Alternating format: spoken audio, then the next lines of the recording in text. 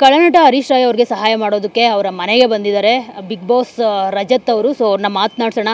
Sir, ಈಗ ಸಹಾಯ ಮಾಡೋದ್ರಲ್ಲಿ ರಜತ್ ಅವರು ಮುಂದಿರ್ತಾರೆ ಅಂತ ಕೇಳಿದ್ದೆ, ಆದರೆ ಈಗ ಅದನ್ನು ಕಣ್ಣಾರೆ ಕಂಡೆ. ಸೊ ಇವಾಗ ಹರೀಶ್ ರಾಯ್ ಅವರ ಪರಿಸ್ಥಿತಿ, ನೀವು ಯಾವ ಥರ ಅವ್ರಿಗೆ ಹೆಲ್ಪ್ ಮಾಡ್ತಿದ್ದೀರಾ ಅಂತ ಹೇಳ್ಬಿಟ್ಟು? ಇಲ್ಲ ಮೇಡಮ್, ಅವರ ನೋಡ್ರೆ ಒಂಥರ ತೀರಾನೇ ಹೊಟ್ಟೆ ಉರಿಯುತ್ತೆ. ಹೆಂಗಿದ್ದ ವ್ಯಕ್ತಿ, ಒಂಥರ ಸ್ಟೈಲಿಶ್ ವಿಲನ್ನು. ಇಲ್ಲವ್ರಿಗೂ ಕೂದಲು ಬಿಟ್ಕೊಂಡು ಅವ್ರು ಬಂದ್ರೇ ಒಂಥರ ಭಯ ಆಗೋದು ಸ್ಕ್ರೀನಲ್ಲಿ. ನಾನು ಅದನ್ನು ಅವ್ರಿಗೆ ಹೇಳ್ತಾ ಇದ್ದೆ. ಸೊ ಆ ಥರ ವ್ಯಕ್ತಿನ ಈ ಥರ ನೋಡೋದು ತುಂಬ ನೋವಾಗುತ್ತೆ. ಆಮೇಲೆ ಇದು ಕ್ಯೂರಬಲ್ ಕ್ಯಾನ್ಸರ್ ಅಂತೆ, ಬೈ ಗಾಡ್ಸ್ ಗ್ರೇಸ್. ಸೊ ನಮ್ಮ ಕೈಲಿ ಏನಾಗುತ್ತೋ ಒಂದು ಪುಟ್ಟ ಸಹಾಯ ಮಾಡಿ, ಅದಾದಮೇಲೆ ಇನ್ಸ್ಟಾಗ್ರಾಮಲ್ಲಿ ಫಂಡಿಂಗ್ ರೈಸ್ ಮಾಡೋಣ ಅಂತ ಅಂದ್ಕೊಂಡಿದ್ದೀನಿ. ಯಾಕಂದರೆ ದೇವ್ರು ನನಗೆ ಆ ಶಕ್ತಿ ಕೊಡಿದರೆ ದೇವರಾಣೆಗೂ ನಾನು ಒಬ್ಬನೇ ಇದನ್ನು ಮಾಡ್ತಿದ್ದೆ.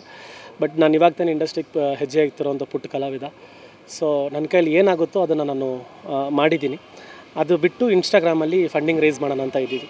ಸೊ ನಮ್ಮ ಕಡೆಯಿಂದ ಒಂದು ಚಿಕ್ಕ ಅಳಿಲ್ ಸೇವೆ, ಅವ್ರಿಗೆ ಒಳ್ಳೇದಾದರೆ ಸಾಕು ಮೇಡಮ್. ಸರ್, ನೀವು ಯಾವಾಗಲೂ ಹೇಳ್ತಾ ಇದ್ರಿ ನನಗೆ ವಿಲನ್ ಅಂದರೆ ಇಷ್ಟ ಅಂತ ಹೇಳ್ಬಿಟ್ಟು. ನೋಡಿ, ಇವತ್ತು ವಿಲನ್ಗೆ ಏನಾದರೂ ಒಂದು ಅವರು ಬ್ಯಾಡ್ ಸಂದರ್ಭದಲ್ಲಿ ನೀವು ಕೂಡ ಅವ್ರಿಗೆ ಹೆಲ್ಪ್ ಮಾಡೋದಕ್ಕೆ ಬಂದಿದೆ.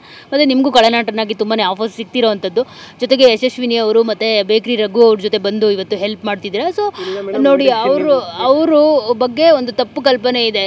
ಈ ಥರ ಹೆಲ್ಪ್ ಮಾಡ್ತಾರೆ ಅಂತಲೇ ಯಾರಿಗೂ ಗೊತ್ತಿರಲಿಲ್ಲ. ಸೊ ಅದ್ರ ಬಗ್ಗೆ ಓವರಾಲ್ ಆಗಿ ಇಲ್ಲ ಮೇಡಮ್, ನಾನು ಆ್ಯಕ್ಚುಲಿ ಯಾರ ಜೊತೆನೂ ಬಂದಿಲ್ಲ. ನಾನು ಇಂಡಿವಿಜುವಲ್ ಆಗಿ ಬಂದಿದ್ದು. ನಾನು ಬಂದ ಮೇಲೆ ಅವ್ರು ಬಂದಿದ್ದು. ಸೊ ಅದೇ ತುಂಬ ಖುಷಿಯಾಗುತ್ತೆ ಮೇಡಮ್. ಎಲ್ಲರಿಗೂ ಒಂದು ತಪ್ಪು ಕಲ್ಪನೆ ಇರುತ್ತೆ, ತಪ್ಪು ಅಂದರೆ ಥಾಟ್ ಇರುತ್ತೆ. ಏನೋ ರೌಡಿಗಳು ಅಂದರೆ ಬೇರೆ ಥರನೇ ಮಾಡ್ತಾರೆ, ಆ ಥರ ಈ ಥರ ಅಂತ. ಬಟ್ ಅದು ಅವ್ರವ್ರ ವೈಯಕ್ತಿಕ ವಿಷಯಗಳನ್ನ ನಾನು ಮಾತಾಡೋಕ್ಕೆ ಇಷ್ಟಪಡಲ್ಲ. ಕಾರಣಾಂತರಗಳಿಂದ ಮಾಡಿರ್ಬೋದು. ಬಟ್ ಒಳ್ಳೆ ಮನಸ್ಸಿಂದ ಬಂದು ಇದನ್ನು ಮಾಡ್ತಾ ಇರೋದಾಗ ವಿ ಶುಡ್ ಡೆಫಿನೆಟ್ಲಿ ಅಪ್ರಿಷಿಯೇಟ್. ಅವರ ಪರ್ಸ್ನಲ್ ಲೈಫ್ನ ಸೈಡ್ಗಿಟ್ಟು. ಬಟ್ ಅದೇ ನಾನು ಸೋಲೋ ಆಗೇ ಬಂದಿದ್ದು. ನಾನು ಬಂದು ಸರ್ ಹತ್ರ ಮಾತಾಡಿಸ್ತಿದ್ದಾಗ ಇವ್ರು ಬರ್ತಾಯಿದ್ದಾರೆ ಅಂತ ಗೊತ್ತಾಯಿತು. ಸೊ ಅದ್ರ ಬಿಟ್ಟು ಅದೇ ನೀವು ಹೇಳ್ದಂಗೆ ಇದು ಮೇಡಮ್, ಇಲ್ಲ ಕಳನಟ ಇಲ್ಲಾಂದರೆ ಹೀರೋಗೋಸ್ಕರ ನಾನು ಬಂದಿಲ್ಲ. ಇಲ್ಲಿ ಒಬ್ಬ ಮನುಷ್ಯನಿಗೋಸ್ಕರ ಬಂದೆ. ಬಿಕಾಸ್ ನಾವು ಅವ್ರನ್ನ ತೆರೆ ಮೇಲೆ ನೋಡಿದ್ದೀವಿ, ಇಂಥ ಅದ್ಭುತ ಕಲಾವಿದ ಅಂತ. ಸೊ ಹಂಗಿದ್ದಾಗ ನನಗೆ ಅದನ್ನು ತಡೆಯೋಕ್ಕಾಗದೆ ಇನ್ನು ನಮ್ಮ ಕಡೆಯಿಂದ ಏನಾದರೂ ಒಂದು ಪುಟ್ಟ ಸಹಾಯ ಆಗಬಹುದು ಅಲ್ವಾ ಅಂದ್ಬಿಟ್ಟು ಬಂದಿದ್ದೀನಿ. ಅದಕ್ಕೆ ಡೆಫಿನೆಟ್ಲಿ ನನ್ನ ಇಷ್ಟಪಡೋರು, ನನ್ನ ಒಂದು ಬಳಗ ಇದಕ್ಕೆ 100% ಸಾಥ್ ಕೊಡ್ತಾರೆ. ಆಮೇಲೆ ಇದರಿಂದ ಒಳ್ಳೆಯದಾಗುತ್ತೆ ಅಂತ ನಾನು ಎಲ್ಲೋ ನಂಬ್ತಾ ಇದ್ದೀನಿ. ಆದರೆ ಒಳ್ಳೆಯದು ಮೇಡಮ್.